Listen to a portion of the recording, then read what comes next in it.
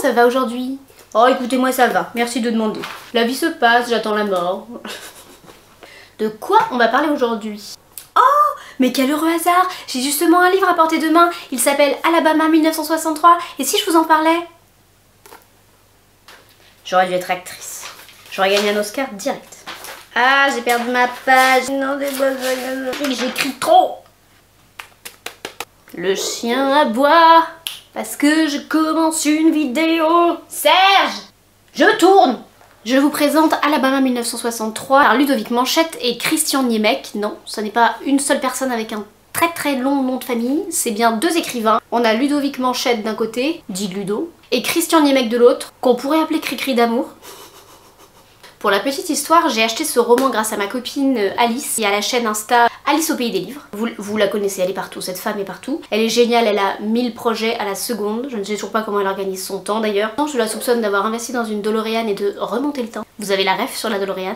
Bref, Alice c'est l'une des organisatrices du book club de Bordeaux et elle a réussi à inviter Ludo et Cricri d'amour. Je vais arrêter de les appeler comme ça. C'est un peu un manque de respect. Léger. Pardon Ludovic, pardon Christian. Donc c'est comme ça que j'ai découvert Alabama 1963 par l'intermédiaire de ce book club auquel ils étaient invités parce que je voulais quand même y aller avec un minimum de matière, pas passer pour une pecno non plus. J'ai acheté Alabama 1963, je me suis ensuite précipitée sur leur petit dernier qui est America, que je vous invite aussi à découvrir, et j'attends le prochain avec impatience. Même si pour leur prochain ils décident de publier leur recette de tomates farcies, je suis là, j'achète. Et je m'y plonge avec délice. Alabama 1963, de quoi ça parle? C'est une enquête policière, on est à Alabama, on est en 1963, et les auteurs posent parfaitement le contexte du moment, à savoir une bonne ségrégation raciale, des propos bien racistes, des mentalités bien fermées. Ah, quelle belle époque!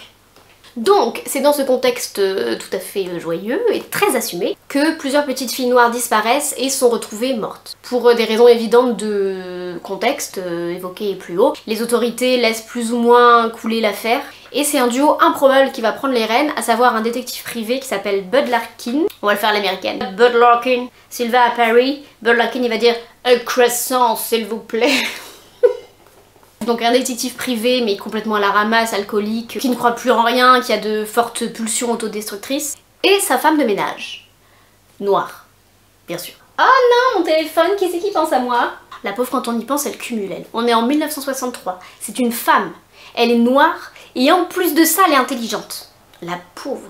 Je vais te dire, faut se lever tôt pour avoir un peu d'enthousiasme à sa place. Hein. Donc on est clairement sur deux êtres que tout oppose. Oui, parce que j'ai oublié de préciser, Bud Larkin, le détective, il est raciste. Je vous laisse imaginer le duo. Ce qui donne lieu à quelques répliques bien savoureuses, ceci dit. Oh, mais c'est pas vrai, je vais le mettre en silencieux, hein. En fait, il est addictif ce roman.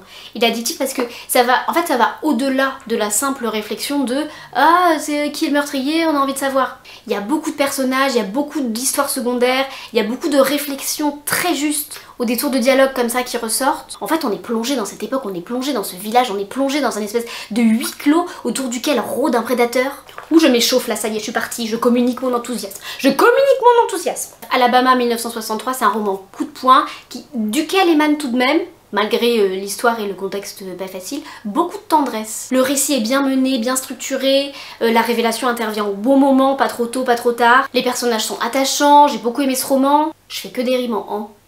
En plus, j'ai une dédicace. Non, je vous la lirai pas, c'est privé les dédicaces. Ah, ils font leur M pareil les deux. C'est rigolo. Même la couverture, elle envoie. La couverture, elle est jolie. Ah, hey, marque-page. En résumé, si vous avez l'occasion, vraiment, je vous invite à le découvrir et à le lire. En plus, il est sorti en poche. Regardez, moi, je l'ai acheté en poche. Je l'ai acheté... Bah, il n'y a pas le prix. Pourquoi il n'y a pas le prix? Il est où le prix? Mais vous voulez connaître tous les prix qu'il a eu?